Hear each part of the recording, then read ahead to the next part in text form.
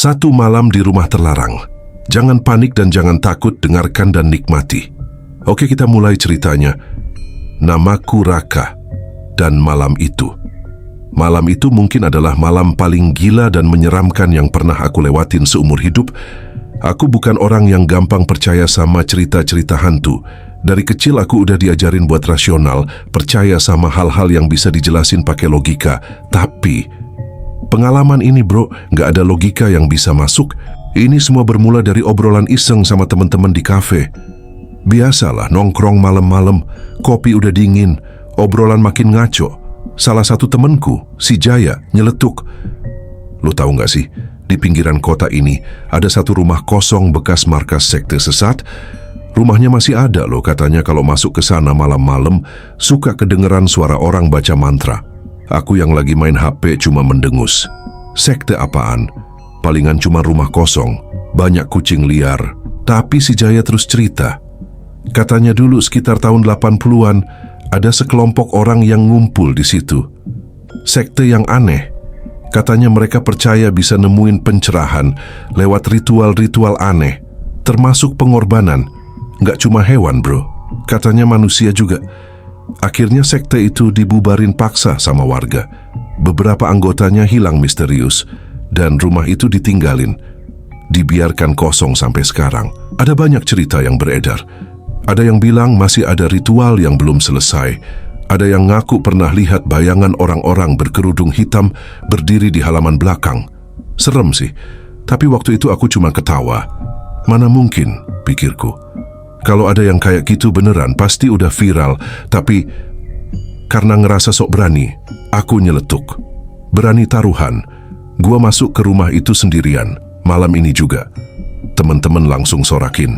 1 jam kemudian, aku udah berdiri di depan pagar karatan itu, ditemenin 2 orang temenku, Jaya dan Reno, yang cuma mau nganter sampai gerbang.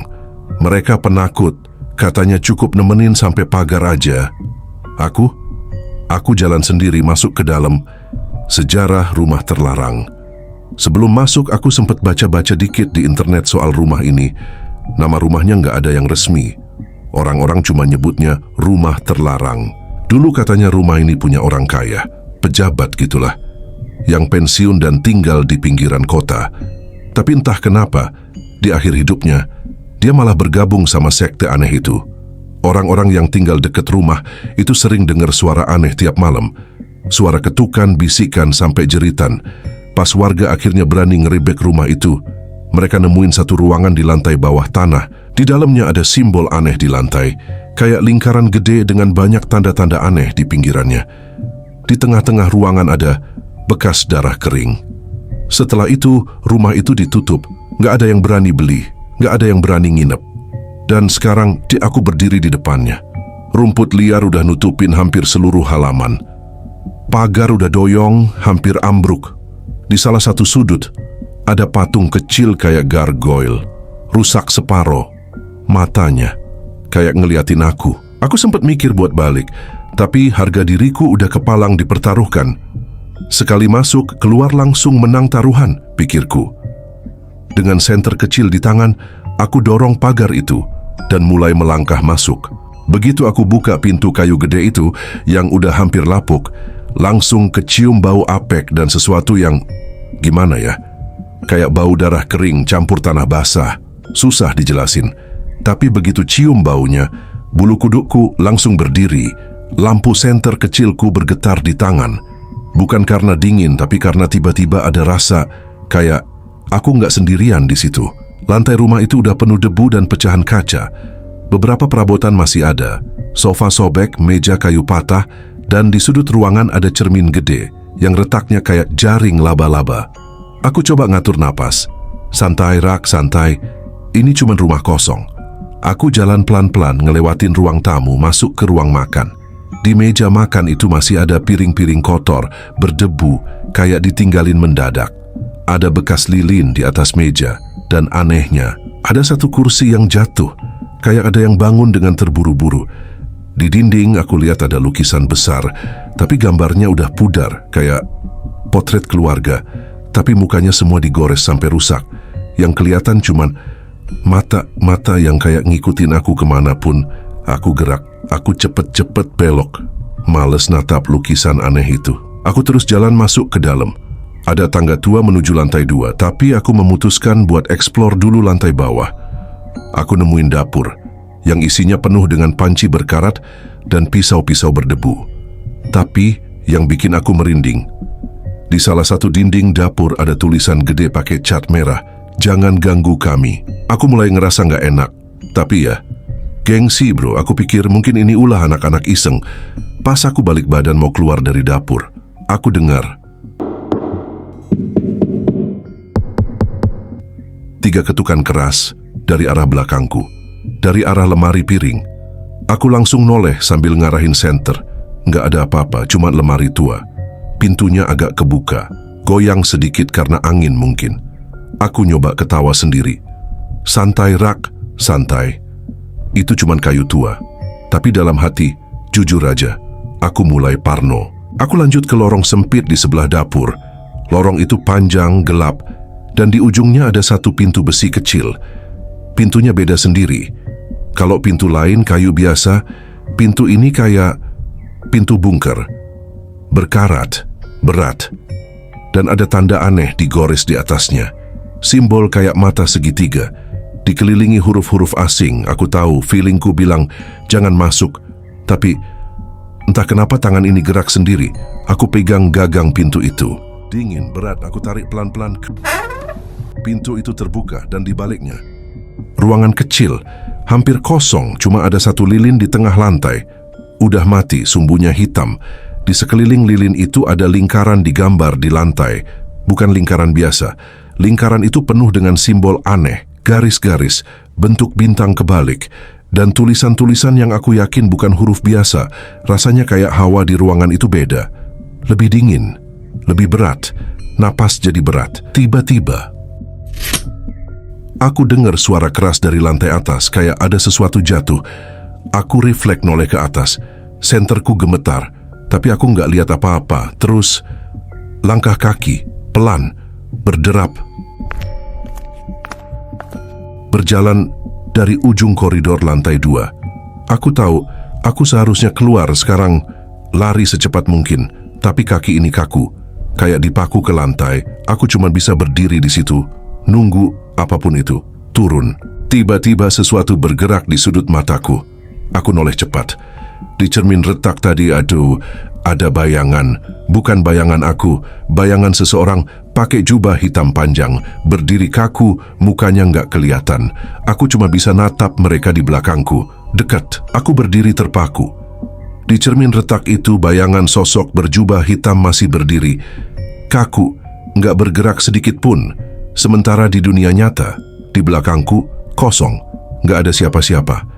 Tapi aku ngerasa ada sesuatu. Napas rasanya berat, keringat dingin mulai netes dari kening. Aku mundur pelan-pelan sambil terus mandang cermin itu.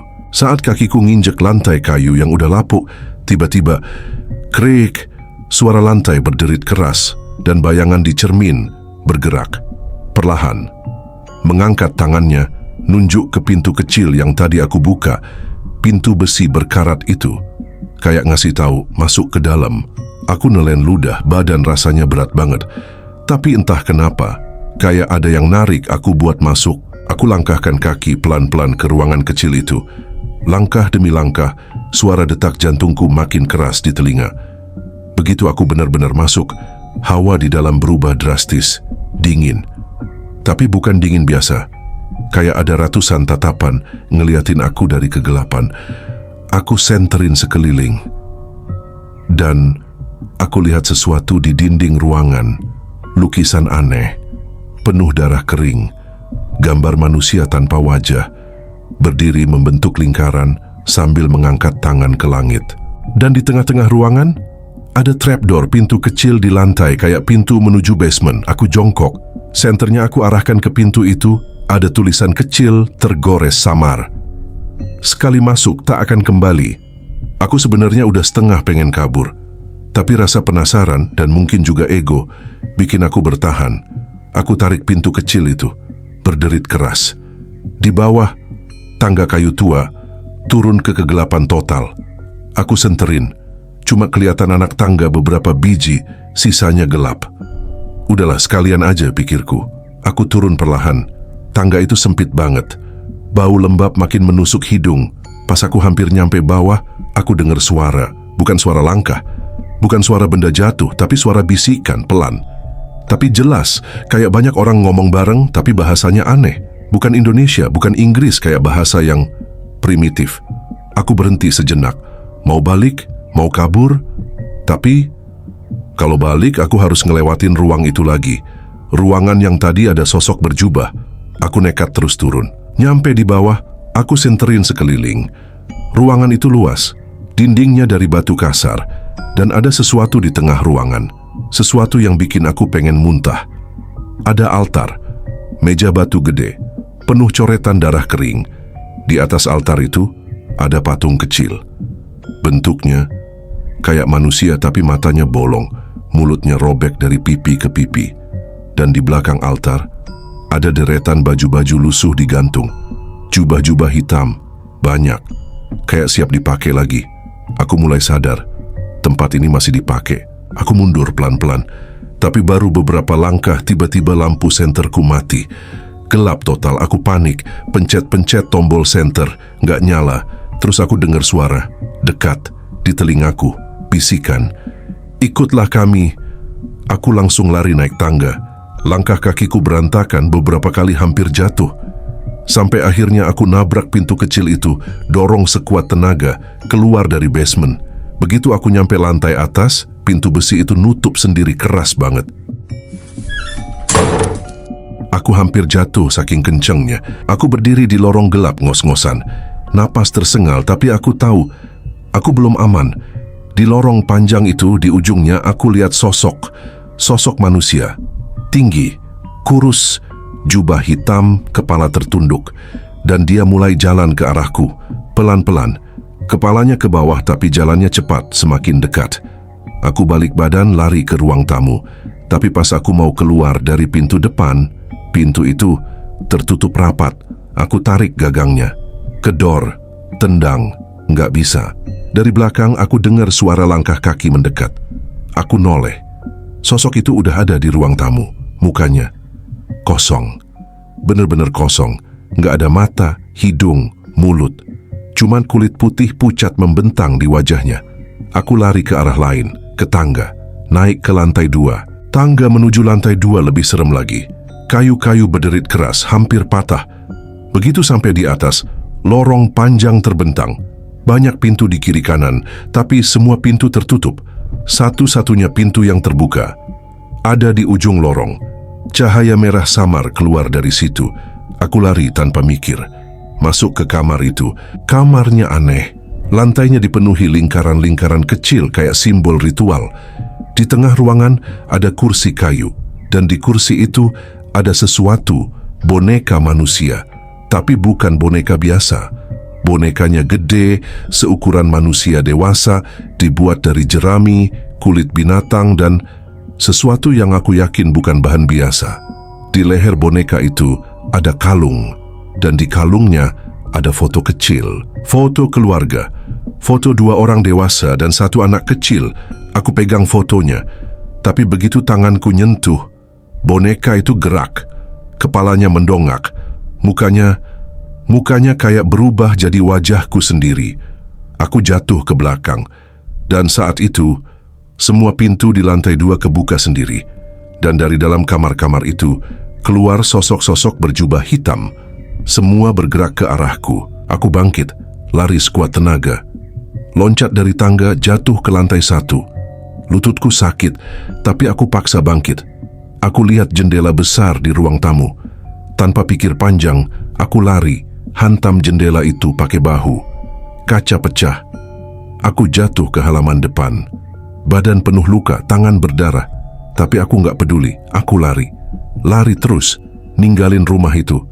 Di belakangku, dari jendela yang pecah, aku lihat sosok-sosok berjubah itu berdiri. Cuma berdiri, nggak ngejar. Cuma ngeliatin dengan wajah kosong. Aku pikir setelah keluar dari rumah itu semuanya selesai. Tapi aku salah. Malam itu pas aku tidur di rumah, aku dengar ketukan di jendela kamar. Ketuk, ketuk, ketuk.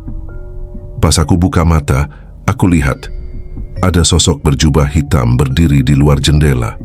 Mukanya adalah wajahku sendiri. Dan bisikannya, "Kamu sudah jadi bagian dari kami."